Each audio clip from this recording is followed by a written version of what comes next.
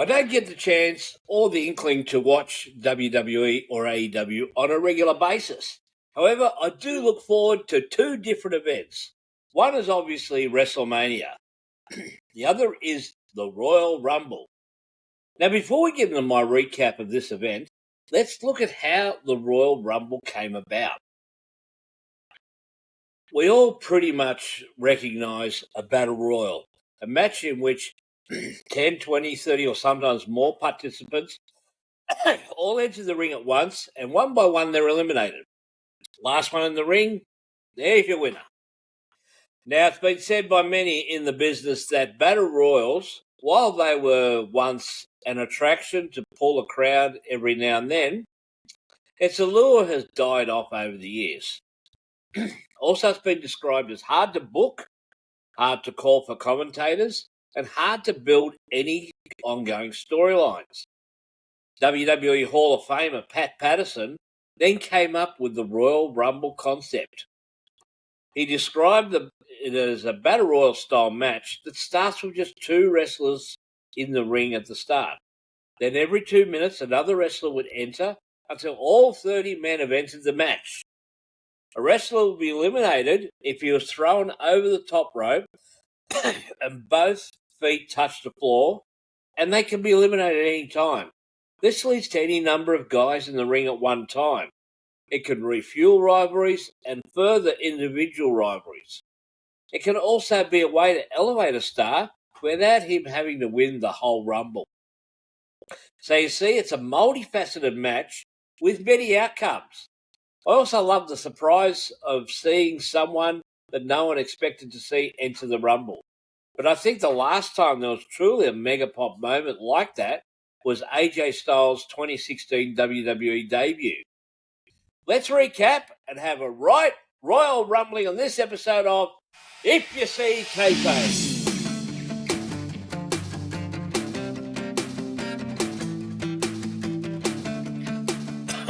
G'day wrestling mates, and welcome to yet another episode of If You See Kayfabe. I'm your host SouthernJoe, your wrestling mate from down under. Please hit the like and subscribe, and also hit the notification bell so you get notified of new episodes that will go up on this channel. Please stay with me to the end of this show, as I have a very special announcement for my next episode. As well as all that, I'd be grateful if you shared this channel with all your wrestling mates worldwide. As well as that, I now have YouTube Shorts. Just search for Joke of the Moment, and you'll see me just about every day cracking a dad joke. Okay, so what did I think of this year's Royal Rumble? Someone on a wrestling Facebook wrestling fan page asked if this year's event was great, good, okay, or bad. Well, I saw elements of all four. WWE have upped their game since the post-Kevin Dunn era. The whole thing has a big event feel.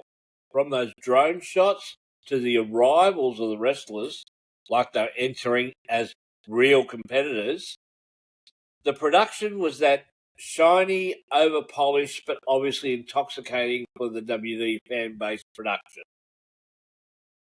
There were some production fails, and we'll get into those as we go along. So after the intro by the hometown boy Pat McAfee, it was time for the first match. Now, exercising my free will here, some people don't like hardcore matches, some don't like lucha stuff, others don't like flippy stuff. Me, I don't follow women's wrestling.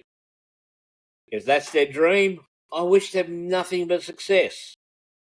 So I managed to skip past the Women's Rumble and stop right at the end when Charlotte Flair managed to celebrate her return by winning the Rumble. Now, that's one thing I think Netflix lacks. If you want to move forward or back, you only see a time code and not the picture of where you would like to stop. It takes away the accuracy. Now, after the Women's Rumble, the WWE went into full shill mode, just like the affiliate code you see below, from Big E flogging Slim Jims. Now, let me ask here, as an Aussie, what the hell is a Slim Jim? Then there were multiple shields for fan experiences, the roads to WrestleMania, and a recap on the next match, which was coming about. Now, this was a good old-fashioned 2 out of 3 falls, just like the old days match for the SmackDown version of the tag titles. The build-up was a continuation of how TNA are benefiting from their professional relationship with the mighty WWE.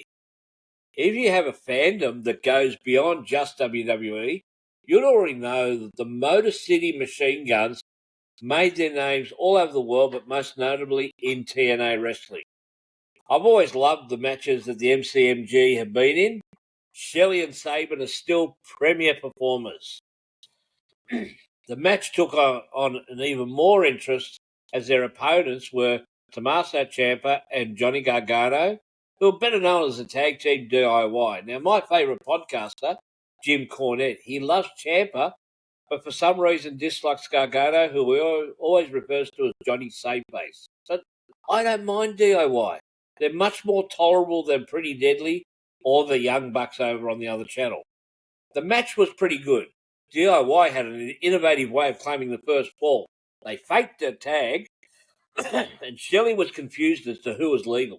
Commentator Michael Cole seemed to fade the heat to the production team, but not getting the fake tag into the vital replay for the first fall. But he held it together as Wade Barrett, whose commentary I'm not really a fan of, helped get Cole back on track when the stuff came up. Now, the Guns got back on level terms by doing their double team maneuver, the skull and crossbones. And that was before an invasion by the hooded Street Profits, who took out the Guns to allow DIY to steal the win. Now, follow me on this. After the bell, the Profits took out DIY. It was explained that they helped DIY win so that they being the Street Profits, can exact revenge on DIY and get their tag belts back from DIY. Then some more love shown to hometown boy Pat McAfee, and that was with a highlights reel of Pat's NFL career. Although here, the clip where he tackles an opponent into out of bounds was very choppy. It looked like it was recorded on a live stream with a dial-up connection. Then, the ultimate hallmark moment. The Hill family just happened to get a family pass, get some airtime on a sold-out PLE. Very lovely. Some legends got some love. Now, out of Ron Simmons, who just kept saying, damn, and showing his fists and his Hall of Fame rings, to Rick Steiner, who kept on his trademark barking, and RVD. Well, RVD got a bigger pop than 2/3 of the Rumble contestants. Then it was time for a video montage to set up the ladder match between Universal Champ Cody Rhodes and Kevin Owens. The match was pretty decent. It was hard-hitting, as you would expect for a ladder match. At one point, it looked like the match might be called in because both men looked like they may be unable to continue. Now, this was well sold by both men, the medicos, and also the production team, who must have been given the Iggy because Kevin got busted open, but I don't think it was hard way, but they covered it well. The end came when it looked like KO was going to pile drive Cody on the announce table. But Cody reversed this and Alabama slammed Kevin through a ladder right in front of the commentators. See there? You can see Owens being checked on in the foreground by the ref and medicals, while Cody is there Cole is next to Cody, screaming his lungs out, and McAfee just can't believe what has happened. A lesson in kayfabe here, folks. They let the action play out, but sold the Owens injury. So you saw Cody won the match, but there was concerning footage of Owens being checked on. Now here's an aftermath shot of Owens barely moving.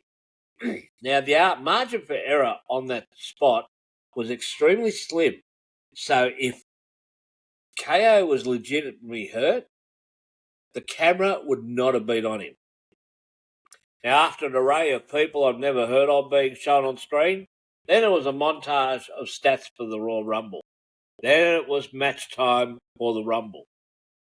Rey Mysterio was number 1, followed by Penta, who seems to be just called Penta from here on in, and was announced by the ring announcer Alicia Taylor as being 82 kilograms. Interesting touch. After a show of respect and an extended handshake with intimidation, a lucha wet dream played out with near eliminations.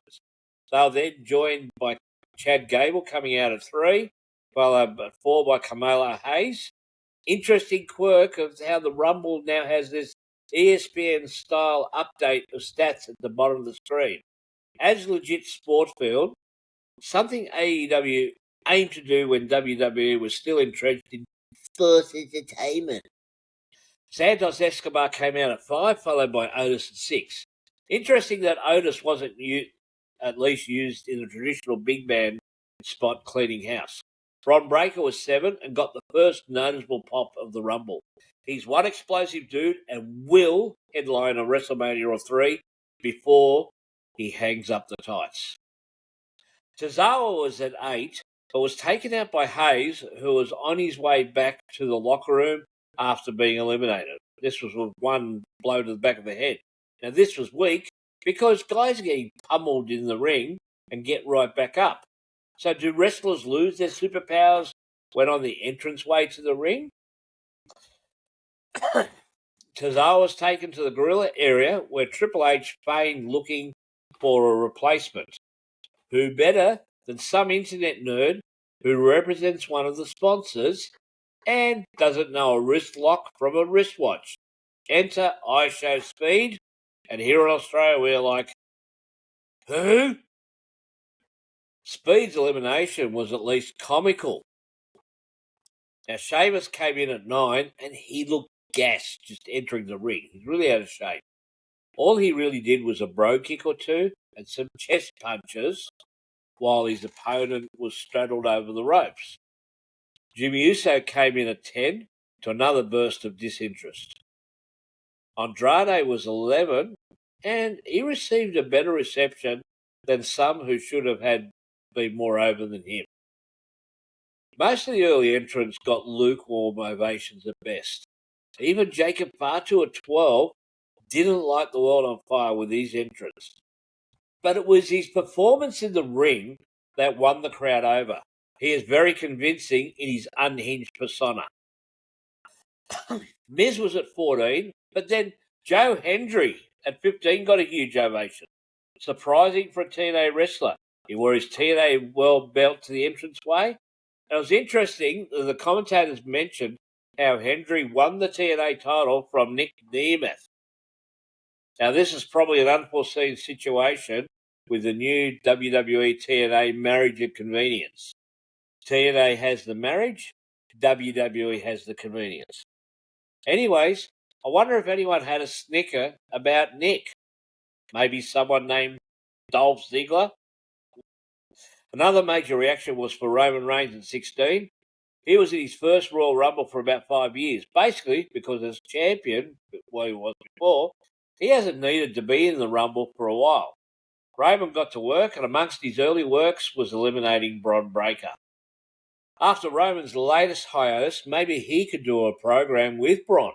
Be very good. Roman and Jimmy Uso were almost having a family reunion when Fatu became the enraged cousin and dumped Jimmy Uso out of the Rumble. Drew McIntyre arrived at 17, followed by Finn Balor at 18. Neither set the world on fire with their entrances. Now, I only say this because many big moments of crowd reactions are from entrances after that countdown gets to 0 and the music hits. Shinsuke Nakamura came out. Now, I don't like his new music. All the life's been taken out of it.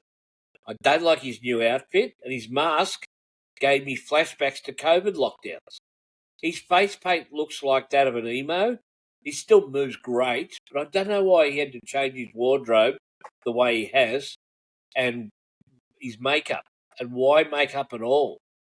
And Jey Uso yeeted his way down the ramp at 20.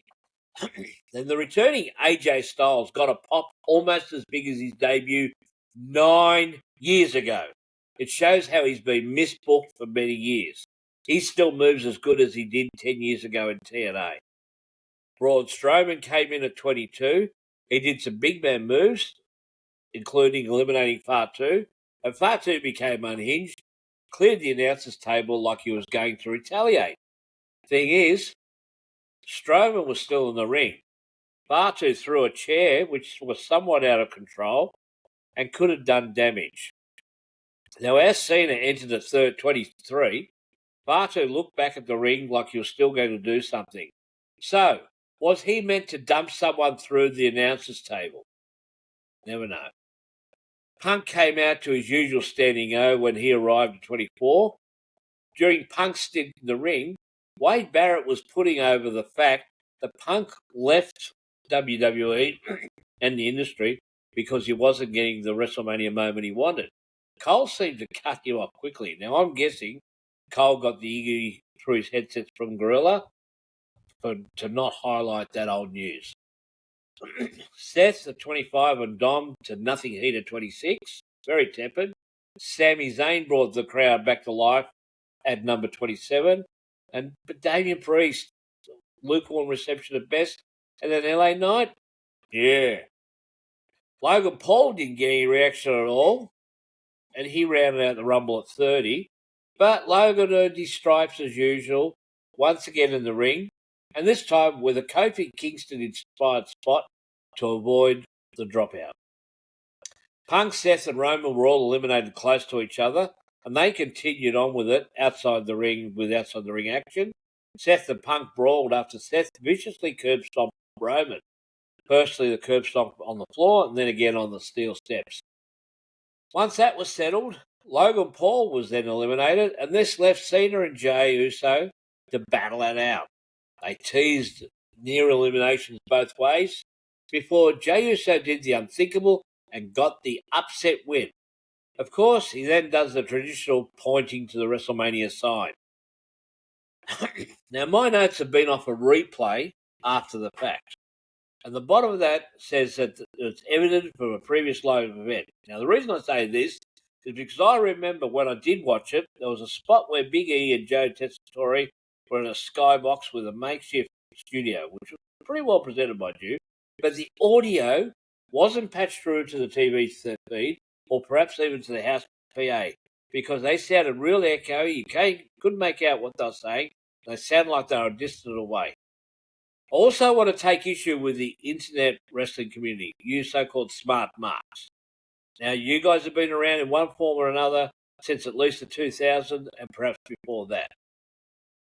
Now, it's funny how just the previous episode of BBC Kayfabe, I mentioned how all the smarks back 20 years ago were all up in arms because their darlings like Paul London and Brian Kendrick weren't in the Hulk Hogan or Stone Cold Steve Austin spot.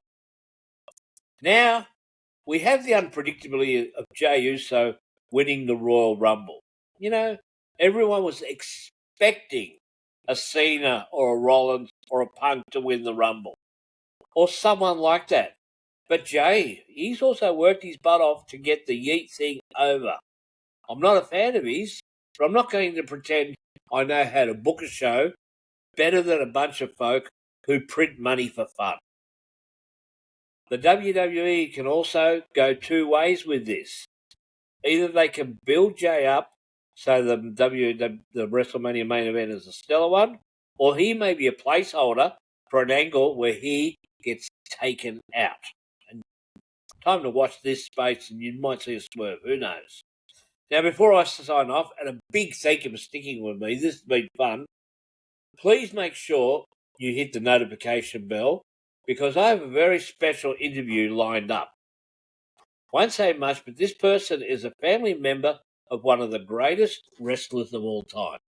If you remember the interview I did with Justin Race, Harley Race's only son, then you'll know this will be a great celebration of another wrestling legend. Please join me then. Until then, this has been your wrestling mate from down under, Southern Joe, saying hooroo.